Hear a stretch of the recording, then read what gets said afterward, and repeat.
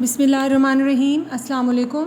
حضرت صلی اللہ علیہ وآلہ وسلم سے صحابہ کرام کی محبت، ہمارے پیارے نبی حضرت محمد مصطفیٰ صلی اللہ علیہ وآلہ وسلم کی محبت ہمارے ایمان کا لازمی جزو ہے، جس کے بغیر ایمان مکمل ہی نہیں ہوتا۔ سورہ توبہ میں ارشاد باری تعالیٰ ہے، اے نبی صلی اللہ علیہ وآلہ وسلم فرما دیجئے، اگر تمہارے آباء و اجداد اور تمہارے بیٹے اور تمہارے بھائی اور تمہاری بیویاں اور تمہارا خاندان اور وہ مال جو تم کھاتے ہو اور وہ تجارت جس کے نقصان کا تمہیں ڈر ہے اور وہ گھر جو تمہیں پسند ہے، تمہیں اللہ اور اس کے رسول اور اللہ کے راستے میں جہاد سے زیادہ محبوب ہیں، تو اللہ کے عذاب کا انتظار کرو، اور اللہ فاسقوں کو ہدایت نہیں دیتا۔ نبی کریم صلی اللہ علیہ وآلہ وسلم کا ارشاد گرامی ہے، تم میں سے کوئی اس وقت تک مومن نہیں ہو سکتا جب تک میں اسے اس کے والدین، اس کی اولاد اور تمام لوگوں سے زیادہ محبوب نہ ہو جاؤں۔ بلا شبہ آپ کی ذات ہی سب سے بڑھ کر محبت کیے جانے کے قابل ہے۔ حضرت انس رضی اللہ عنہ فرماتے ہیں، 3 چیزیں ایسی ہیں جس میں ہوں اس نے ایمان کی حلاوت پا لی۔ ایک وہ شخص کہ جس کو اللہ اور اس کا رسول صلی اللہ علیہ وآلہ وسلم سب سے زیادہ محبوب ہوں۔ دوسری یہ کہ جس سے محبت کرے اللہ کے لیے کرے، اور وہ شخص کہ جسے اللہ نے کفر سے بچا لیا ہو اور وہ اس کی طرف لوٹنے کو اس طرح ناپسند کرے جس طرح وہ آگ میں ڈالے جانے کو ناپسند کرتا ہے۔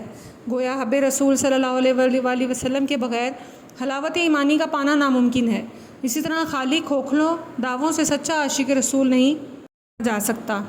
حقیقی عاشق رسول تو وہی ہے جو آپ کے لائے ہوئے پیغام پر عمل پیرا ہو، آپ کی سنتوں کا اتباع کرے اور آپ کے ہر عمل کو عزیز جان سمجھے۔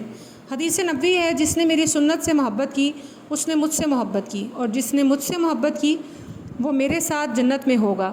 حضرت عثمان رضی اللہ عنہ کو صلح حدیبیہ کے موقع پر جب مکہ بھیجا گیا تو قریش نے کہا کہ آپ چاہیں تو عمرہ ادا کر سکتے ہیں، لیکن وفا کے پیکر کا جواب تھا کہ اگر 1 سال تک بھی عمرہ ملتوی کرنا پڑا تب بھی میں رسول اللہ صلی اللہ علیہ وآلہ وسلم کے بغیر عمرہ نہیں کروں گا۔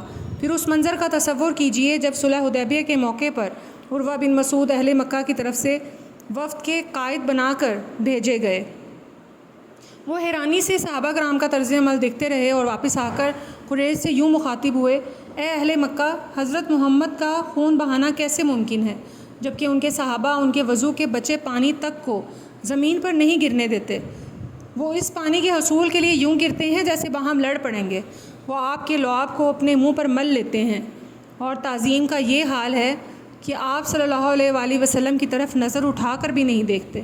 جنگ بدر کے دن حضور صلی اللہ علیہ وآلہ وسلم صحابہ کرام کی صفیں سیدھی فرما رہے تھے۔ حضرت سواد بن حضیر رضی اللہ عنہ صف سے باہر نکلے ہوئے تھے تو آپ نے تیر ان کے پیٹ میں چبھوتے ہوئے فرمایا، اے سواد رضی اللہ عنہ، سیدھے ہو جاؤ۔ انہوں نے عرض کیا، آپ کے تیر چبھونے سے مجھے تکلیف ہوئی ہے، لہٰذا مجھے بدلہ دیں۔ اس پر آپ نے اپنے جسم اطہر سے کپڑا ہٹا دیا اور فرمایا، لو اپنا بدلہ لے لو۔ حضرت سواد رضی اللہ عنہ بدن مبارک سے چمٹ گئے اور بوسے لینے لگے۔ آپ کے پوچھنے پر کہ ایسا کیوں کیا؟ عرض کیا، اے اللہ کے رسول صلی اللہ علیہ وآلہ وسلم، آپ دیکھ رہے ہیں لڑائی کا موقع آ گیا ہے، شاید میں شہید ہو جاؤں، تو میں نے چاہا کہ آپ سے آخری ملاقات اس طرح ہو کہ میری کھال سے آپ کی کھال مل جائے۔ اس پر آپ نے ان کے لیے دعا فرمائی۔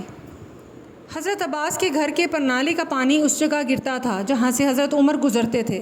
ایک مرتبہ آپ نئے کپڑے پہنے وہاں سے گزرے تو کپڑے ناپاک ہو گئے۔ آپ رضی اللہ عنہ اس وقت خلیفہ تھے، حکم فرمایا پرنالے کو اکھاڑ دیا جائے۔ پھر گھر گئے، دوسرے کپڑے پہن کر مسجد آئے اور جمعے کی نماز پڑھائی۔ حضرت عباس رضی اللہ عنہ آپ کے پاس آئے اور کہا، اللہ کی قسم، یہ پرنالہ حضور صلی اللہ علیہ وآلہ وسلم نے لگایا تھا، آپ نے اسے اکھڑوا دیا۔ یہ سن کر آپ گھبرا گئے اور کہا، میں آپ کو قسم دیتا ہوں کہ آپ میری کمر پر چڑھ کر یہ پرنالہ وہیں لگا دیں جہاں حضور صلی اللہ علیہ وآلہ وسلم نے لگایا تھا۔